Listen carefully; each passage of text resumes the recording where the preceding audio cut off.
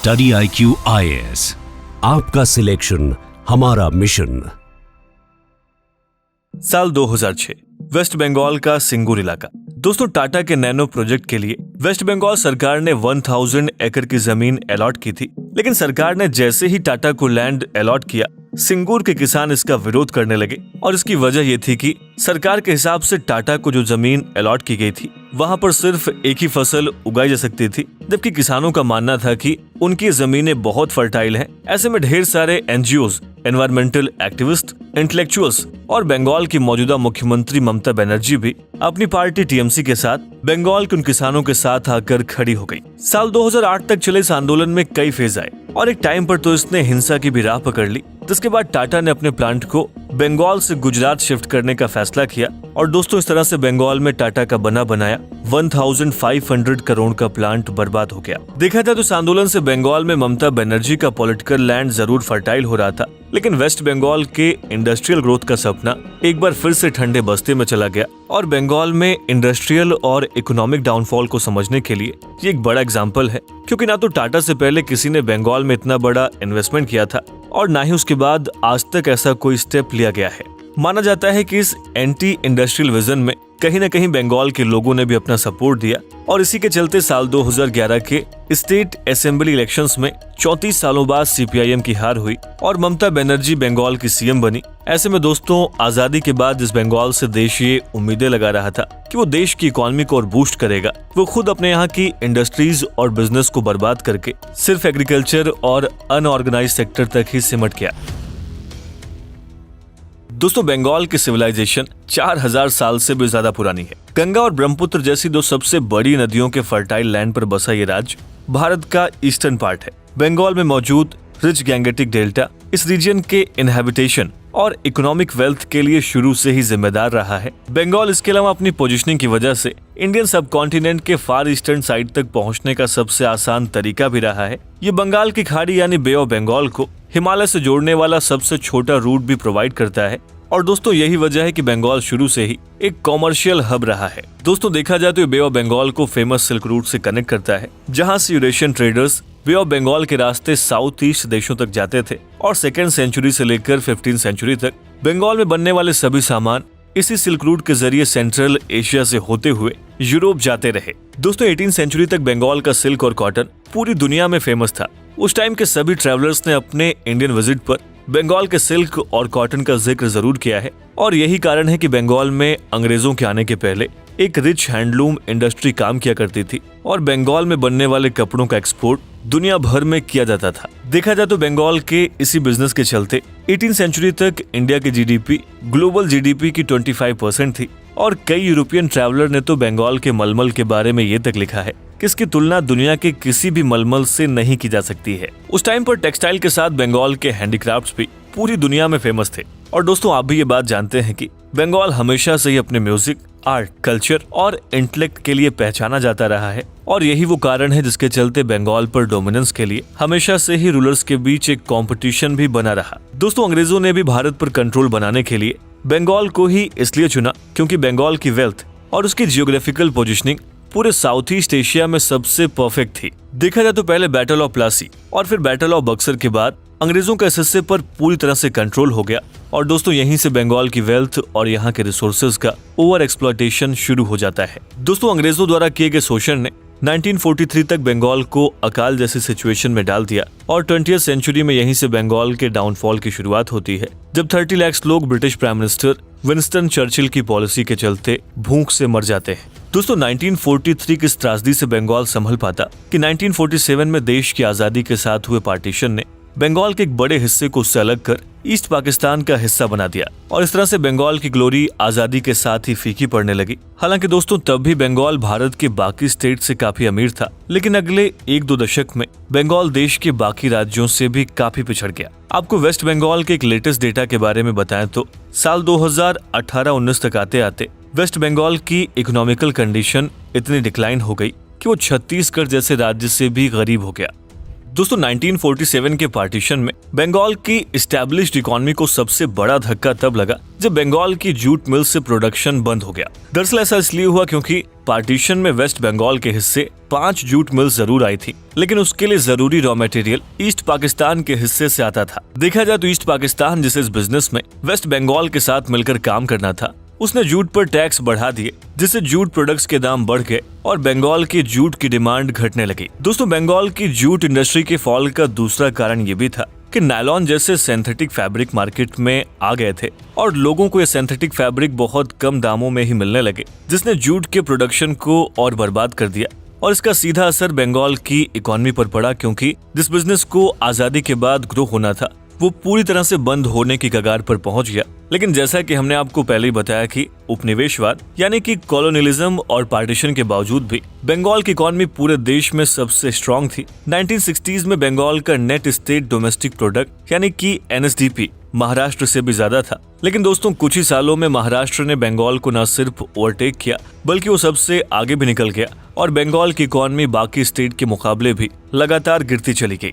जबकि सोचा यह जा रहा था कि आजादी के बाद बंगाल इंडिया के डेवलपमेंट में न सिर्फ इंटेलेक्चुअली पार्टिसिपेट करेगा बल्कि इकोनॉमिकली भी वो भारत के लिए बूस्टर की तरह होगा। लेकिन दोस्तों ये सोच मिड 60s तक आते आते पूरी तरह से गलत साबित हुई। अगर हम 1965 से 1977 के टाइम को एक साथ एनालाइज करते हैं तो यही वो साल था जिसने बंगाल की इकोनॉमी को सबसे ज्यादा कमजोर किया और बंगाल आज तक इससे उबर नहीं पाया है। दोस्तों 1965 के बाद बंगाल की इकोनॉमिक डिक्लाइन में इंडो पाक वॉर का भी बड़ा रोल रहा है। दरअसल इस टाइम पीरियड में भारत ने पाकिस्तान के साथ 2 युद्ध लड़े, जिसकी वजह से पूरे देश की इकोनॉमी पर बहुत बुरा असर पड़ा। भले ही अब तक बंगाल की इकोनॉमी टेक्सटाइल पर डिपेंड करती थी, लेकिन 1960s में ये इंजीनियरिंग सेक्टर की तरफ इंक्लाइंड हो गई। और दोस्तों इसका बड़ा कारण था इंडियन गवर्नमेंट का रेलवेज में बहुत एक्सटेंसिव इन्वेस्टमेंट, जिसके चलते रेलवे को डेवलप करने के लिए अलग अलग इंजीनियरिंग गुड्स की डिमांड बढ़ गई थी और दोस्तों इसे बंगाल में ही बनाया जा रहा था, जिसके चलते बंगाल के लोग भी इंजीनियरिंग सेक्टर में ज्यादा काम करने लगे थे।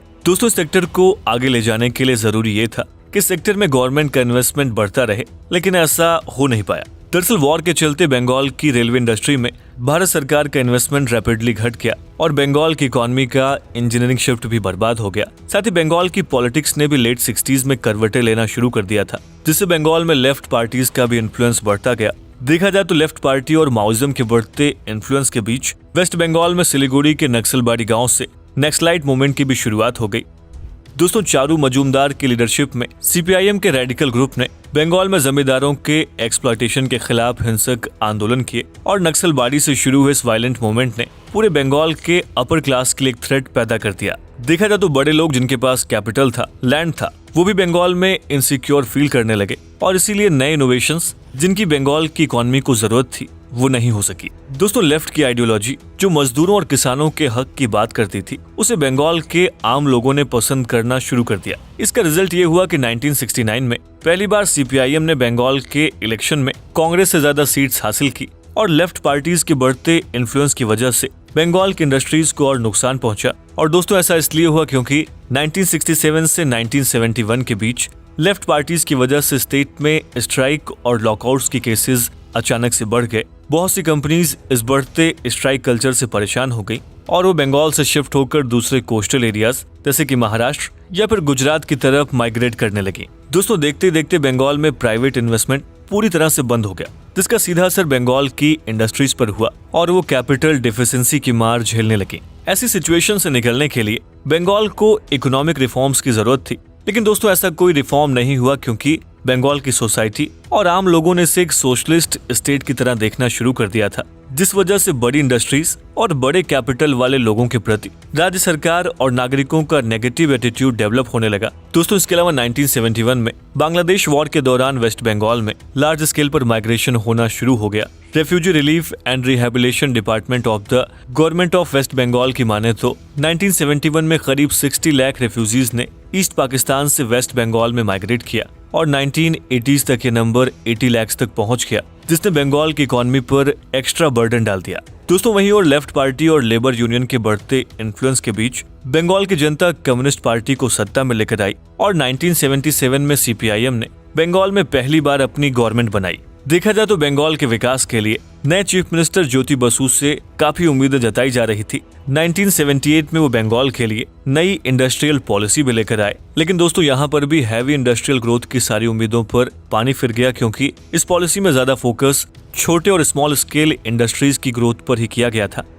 वहीं ज्योति बसु के लैंड रिफॉर्म्स ने भी बंगाल के कैपिटलिस्ट को भी किसी लायक नहीं छोड़ा। दरअसल बंगाल में लैंड रिफॉर्म्स के दौरान ऑपरेशन बरगा को शुरू किया गया था, जिसके तहत बड़े जमींदार और अमीर लोगों की जमीनों पर उन किसानों को फोर्सफुली कब्जा लेने का हक दिया गया जो बहुत पहले से उनकी जमीनों पर काम कर रहे थे। देखा जाए तो इससे वेस्ट बंगाल में 15 लाख से ज्यादा किसानों को फायदा हुआ, जिन्होंने 11 लाख एकड़ की जमीन को अपने कब्जे में कर लिया। दोस्तों इससे हुआ यह कि बंगाल में छोटे छोटे किसानों के ग्रुप बन गए जो जमींदारों और अमीर लोगों की जमीन पर कब्जा करने के लिए वायलेंट एक्टिविटी करते, और बंगाल के रिच क्लास के लोगों में इन रिबेल ग्रुप की वजह से एक डर पैदा हो गया, जिसके चलते बंगाल में बड़े बिजनेस ग्रो नहीं कर पाए।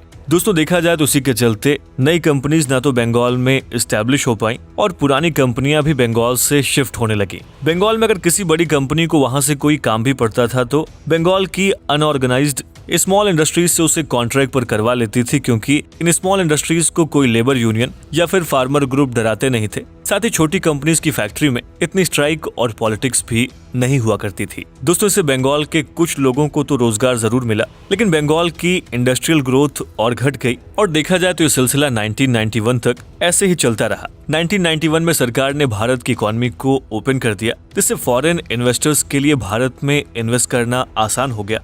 दोस्तों इकोनॉमिक लिबरलाइजेशन का असर बंगाल पर भी देखने को मिला, क्योंकि बंगाल की गवर्नमेंट ने 1994 में नई इंडस्ट्रियल पॉलिसी लागू की, जिससे बड़ी इंडस्ट्रीज की दिक्कतें कुछ कम हुई, और बंगाल सरकार ने टैक्स में भी कटौती की, जिसके चलते बंगाल का अर्बन पॉवर्टी रेट भी कम हो गया। लेकिन इन सब के बावजूद भी बंगाल को जिस ग्रोथ की जरूरत थी वो बंगाल को नहीं मिल पा रही थी। दोस्तों इसका एक बड़ा कारण था बंगाल का पुराना और कमजोर इंफ्रास्ट्रक्चर, जो 70s तक तो पूरे भारत में सबसे बेहतरीन था, लेकिन उसके बाद देश के बाकी के हिस्सों में इंफ्रास्ट्रक्चर पर लगातार काम किया गया, जबकि बंगाल अपने उसी इंफ्रास्ट्रक्चर पर चलता रहा। दोस्तों अगर आपने गौर किया हो तो कोलकाता जैसे बड़े शहरों में आज मॉडर्न डे बिल्डिंग्स उतनी नजर नहीं आएंगी जितनी मुंबई और बेंगलुरु जैसे शहरों में देखने को मिल जाती हैं। देखा जाए तो बंगाल के पुअर इंफ्रास्ट्रक्चर का सबसे बड़ा कारण लैक ऑफ रेवेन्यू था। बंगाल गवर्नमेंट के पास उतना रेवेन्यू नहीं था कि उसे पब्लिक इंफ्रा पर खर्च करे। साथ ही दोस्तों इंफ्रास्ट्रक्चर के अलावा बंगाल में किसी भी बड़ी कंपनी के लिए अपना प्लांट सेटअप करने के लिए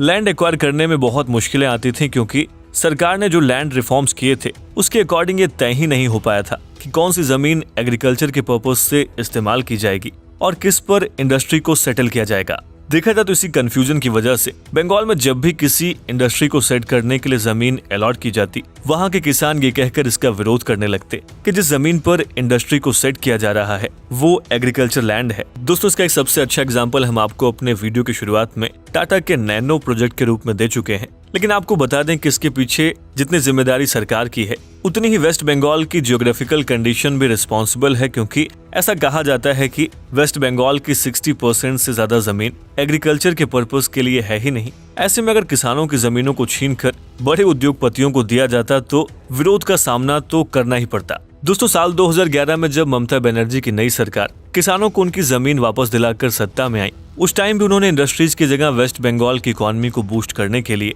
एग्रीकल्चर पर ही फोकस किया। लेकिन देखा जाए तो उसके बाद भी कोई खास बदलाव नहीं आया है। अगर आप बंगाल के साल 2012-13 से साल 2017-18 की ग्रोथ रेट को देखेंगे तो रेस्ट ऑफ इंडिया में जहां ग्रोथ रेट 7.1% थी, वहीं बंगाल में दोस्तों ये सिर्फ 5% थी, और इसके लिए भी बंगाल के पहले के ही कारणों को जिम्मेदार माना जाता है, जिसे आप साल 2015 के इस डेटा से समझ सकते हैं कि साल 2015 में बिगेस्ट अनऑर्गेनाइज सेक्टर बंगाल में ही था। दोस्तों ये नियम है कि किसी भी स्टेट की इकोनॉमी जितनी अधिक अनऑर्गेनाइज सेक्टर पर डिपेंड करेगी उसकी ग्रोथ रेट उतनी ही कम होगी। आपको जानकर हैरानी होगी कि 80s तक देश की मैन्युफैक्चरिंग में बंगाल का शेयर 12% था, लेकिन ये एंटी इंडस्ट्रियल माइंडसेट की वजह से साल 2011 तक सिर्फ 4% ही रह गई है। दोस्तों बंगाल के लोग और वहाँ की इकोनॉमी आज भी एग्रीकल्चर से बहुत ऑब्सेस्ड है, और देखा जाए तो इसी के चलते बंगाल में लोगों को फॉर्मल जॉब्स की जगह सिर्फ डेली वेज टाइप का ही काम मिल पाता है, जिससे बंगाल का अनएम्प्लॉयमेंट रेट बाकी के राज्यों से जरूर कम नजर आता है। लेकिन दोस्तों वहाँ पर सबसे बड़ी संख्या लेबर्स की ही है। देखा जाए तो मौजूदा सरकार भी लोगों को सोशल वेलफेयर स्कीम्स और कई फ्रीबीज के सहारे ही अपने साथ लेकर चल रही है, लेकिन अभी बंगाल को कुछ नए इकोनॉमिक रिफॉर्म्स और इंडस्ट्रीज की सख्त जरूरत है। दोस्तों, बंगाल न सिर्फ एक ओल्ड और रिच कल्चर से जुड़ा रहा है, बल्कि अपने जियोग्राफिकल कंडीशन और पोजीशनिंग की वजह से हमेशा से स्ट्रेटेजिकली इंपॉर्टेंट साबित हुआ है। देखा जाए तो बंगाल की वेल्थ से ही ब्रिटिशर्स भारत में एस्टेब्लिश हो पाए, लेकिन आज वही बंगाल इंडस्ट्रीज और कैपिटल क्राइसिस से जूझ रहा है। हालांकि पिछले कुछ सालों में बंगाल में भी स्टार्टअप कल्चर डेवलप होते हुए देखा जा रहा है। दोस्तों, कोलकाता बेस्ड स्टार्टअप्स ने 2014 से 2019 के बीच 37 डील्स में $44 मिलियन का फंड रेज किया है, जिसमें मुख्य रूप से एग्रीकल्चर और फूड बिजनेसेस शामिल हैं। इसके अलावा साल 2006 में टीएमसी गवर्नमेंट ने भी वेस्ट बंगाल में स्टार्टअप कल्चर को बढ़ावा देने के लिए नई पॉलिसी लॉन्च की है, जिसमें यूनिवर्सिटी लेवल पर ही यूथ्स को बंगाल में इनोवेटिव स्टार्टअप के लिए मोटिवेट किया जा रहा है। और दोस्तों, इस तरह से देखें तो बंगाल की इकोनॉमी भले ही सफर कर रही हो, लेकिन बंगाल के पास इतना पोटेंशियल अब भी है कि वो देश की लीडिंग ग्रोथ वाली इकोनॉमी बन सके। ऐसे में आखिर में हम बस यही कहेंगे कि गवर्नमेंट और लोकल पॉपुलेशन को एक साथ मिलकर काम करना होगा, जिससे बंगाल एक बार फिर से भारत का शाइनिंग स्टार बन सके। दोस्तों, बारी है आज के सवाल की। दोस्तों, आपके इस मुद्दे पर राय क्या है, हमें इस वीडियो के कमेंट बॉक्स में जरूर लिखें। स्टडी IQ IAS, आपका सिलेक्शन हमारा मिशन।